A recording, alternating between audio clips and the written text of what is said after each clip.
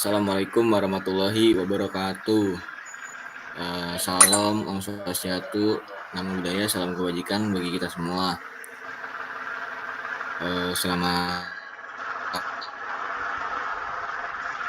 pagi teman-teman semua. Selamat pagi juga untuk Bapak Bahar Amal SPD MN selaku dosen pengampu mata kuliah fisika. Baik, pertama-tama marilah kita panjatkan doa dan puji syukur kehadirat Allah Subhanahu wa taala karena atas kehadiratnya kita bisa berkumpul di kelas online ini. Perkenalkan, nama saya Muhammad Ilham Darmawan yang akan bertugas sebagai moderator dalam presentasi kelompok. Adapun anggota kelompok saya yaitu ada Azra Zainul Hakim, ada Fatika Rahma Agustina, ada Guntur Dwi Sasono, ada Nabila Alia Septiani. Pada kesempatan kali ini kami dari kelompok 4 akan mempresentasikan tentang pembangkit listrik tenaga mikrohidro. Pembangkit listrik tenaga mikrohidro atau PLTMH merupakan teknologi energi terbarukan yang memanfaatkan aliran air rendah atau sedang untuk menghasilkan energi listrik. Artikel ini membahas prinsip dasar pengoperasian PLTMH, manfaat ekonomi dan lingkungan yang diberikannya, serta tantangan yang dihadapi selama pengembangan dan implementasi. PLTMH memiliki potensi besar untuk menyediakan listrik yang bersih dan berkelanjutan hingga daerah terpencil, serta berkontribusi dalam pengurangan emisi gas rumah kaca. Meski memiliki banyak keuntungan, namun memerlukan perhatian khusus terhadap aspek lingkungan dan peraturan saat menerapkan PMTCT. Artikel ini menyajikan kontribusi PLTMH terhadap energi terbarukan dan aspirasinya di masa depan.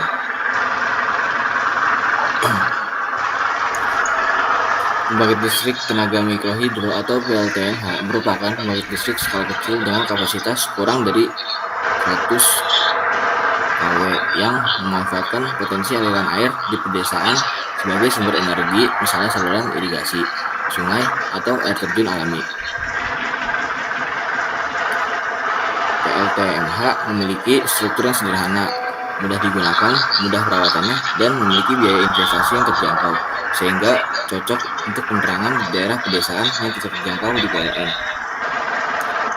Secara teknis, pembangkit listrik tenaga air kecil memiliki 3 bagian utama, yaitu ada air yang merupakan sumber energi, ada turbin, dan generator.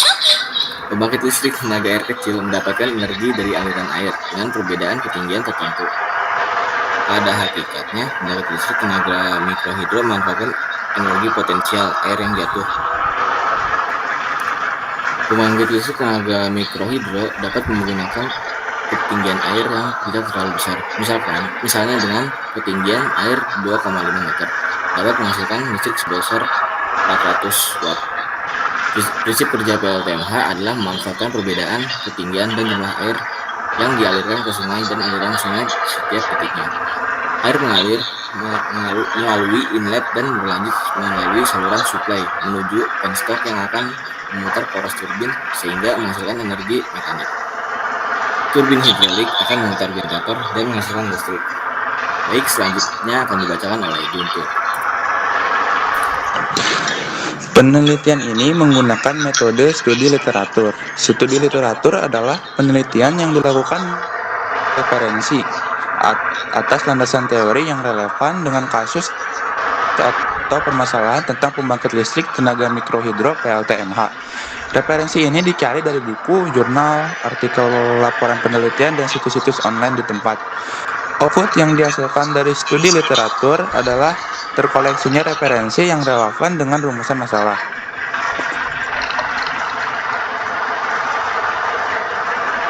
Next. Hasil dan pembahasan komponen pembangkit listrik tenaga mikrohidroelektrik. Untuk membangun suatu sistem PLMMH diperlukan berbagai komponen agar sistem dapat menjalankan fungsinya, antara lain yang pertama yaitu bendungan. Bendungan merupakan suatu konstruksi yang menjaga aliran suatu sungai. Pada sistem PLTMH, fungsi bendungan adalah mengalirkan aliran air ke muara sungai. Air kemudian dialirkan ke tangki pengendapan. Selain itu, pembangunan bendungan juga bertujuan untuk mengendalikan ketinggian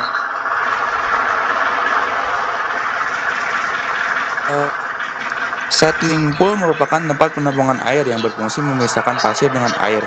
Pasir yang terbawa ke dalam pipa akan merusak komponen lainnya. Yang ketiga yaitu saluran air. Bagian ini merupakan saluran terbuka yang berfungsi mengalirkan air menuju tangki penenang, sehingga pengangkut. Saluran pengangkutan atau pemberian pakan ini berperan dalam menjaga kestabilan aliran air. Konstruksi bangunan harus berada pada ketinggian atau sesuai kemiringan kontur bukit. Yang selanjutnya akan dibacakan oleh Patika. Yang keempat ada tangki sedimentasi. Tangki sedimentasi atau tangki kepala mempunyai fungsi mengatur selisih jumlah air yang keluar dari tabung tank dan saluran output. Tangki pendingin juga berperan dalam proses pemisahan air dari kotoran lainnya. Yang kelima, salur pipa cepat atau bisa disebut pipa rapid atau penstop, berfungsi mengaktifkan styling ke turbin yang posisinya lebih rendah. Yang keenam, turbin. Turbin merupakan salah satu komponen yang berperan dalam mengubah energi potensi udara menjadi energi mekanik. Aliran udara yang mengenai turbin akan membuatnya berputar dan putaran tersebut diteruskan ke generator yang terhubung dengan gearbox. Yang ketujuh ada tabung hisap. Tabung hisap atau tabung hisap mempunyai peranan untuk menarik udara dan mengatur tekanan aliran udara yang tinggi akan kembali ke tekanan normal. 8. Generator. PLTMH umumnya menggunakan dua jenis generator, yaitu generator sinkron dan generator asinkron. Fungsi generator adalah mengubah energi mekanik dari turbin menjadi energi listrik. Sekarang turbin menghasilkan arus AC dari pergerakan elektron pada kumparan magnet pada generator. Yang ke-9 ada panel kontrol. Panel kendali merupakan pusat kendali yang berfungsi untuk menjaga mesin tetap bekerja pada batas yang diinginkan. Panel kontrol yang berperan dalam mengatur tekanan keluaran agar tetap stabil. Yang ke-10 ada unit pemindah beban atau disebut saklar beban atau pemberat, dioperasikan dari panel kontrol. Fungsi dari komponen ini adalah untuk mentransfer beban ketika beban pengguna berkurang. Beban ini disebut beban asumsi atau beban sekunder. Kemudian akan dibacakan oleh Nabila Alaiha.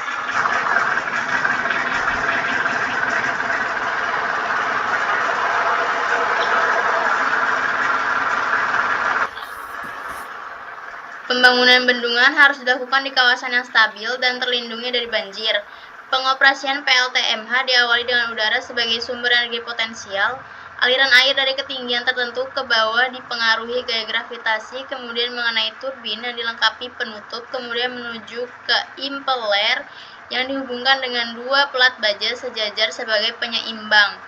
Kemudian, poros turbin akan berputar dengan energi kinetik udara diubah menjadi energi mekanik. Putaran tersebut dihubungkan dengan kopling sehingga dapat dihubungkan atau disalurkan ke generator. Oleh karena itu, aliran air menjadi faktor utama dalam PLTMH. Next.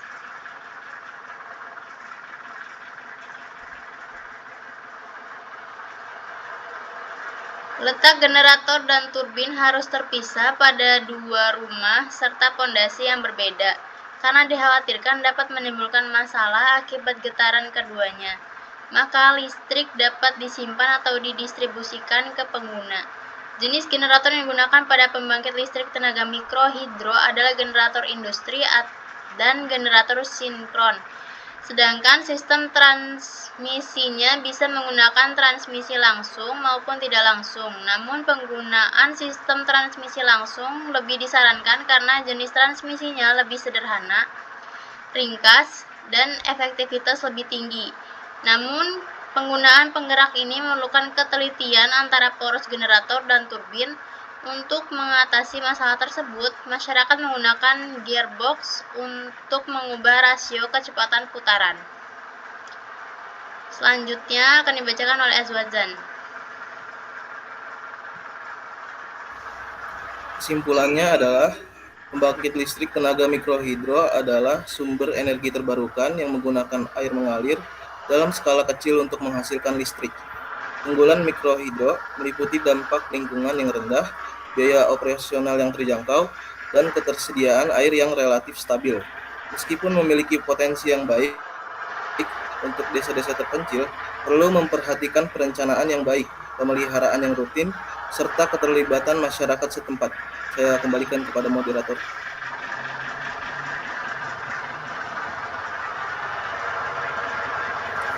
Baik, terima kasih kepada Aswazan yang telah membacakan materi terakhir atau kesimpulannya. Terima kasih juga kepada dosen matkul kami, Pak Bahar Amal SPD MM. Dan terima kasih juga kepada teman-teman semua yang telah memerhatikan presentasi kami, semoga bermanfaat.